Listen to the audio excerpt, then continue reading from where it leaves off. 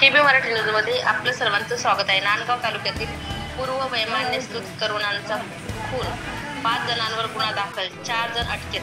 नांदगाव दिनांक 25 मुक्ताराम बागुल, नाशिक जिल्ह्याच्या नांदगाव तालुक्यातील वाखरी शिवारात रवींद्र उर्फ मुन्ना दीपक आहिरे, वय वर्ष 17, राहणारा बोधे दहिफळ, तालुका मालेगाव या किशोरवयीन तरुणीवर पूर्व वैमनस्यातून खून करण्यात आला। ही घटना नांदगाव तालुक्यातील वाखरी शिवारात घडली असून या घटनेमुळे नांदगाव पोलीस स्टेशनमध्ये खुनाचा गुन्हा दाखल झाला आहे। संस्थेचे आरोपपैकी 4 जणांना नांदगाव पोलिसांनी अटक करण्यात यश आले असून 5व्या संशयित आरोपींना नांदगाव पोलीस तपास येत आहे। या घटनेमुळे परिसरात एकच खळबळ उडाली आहे। मागील सुमारे 4 वर्षापूर्वी वाखरी शिवारामध्ये एक कुटुंबाने चौघांचा निर्घृण खून करण्यात आला होता। या घटनेत सर्वांना आठवण झाली।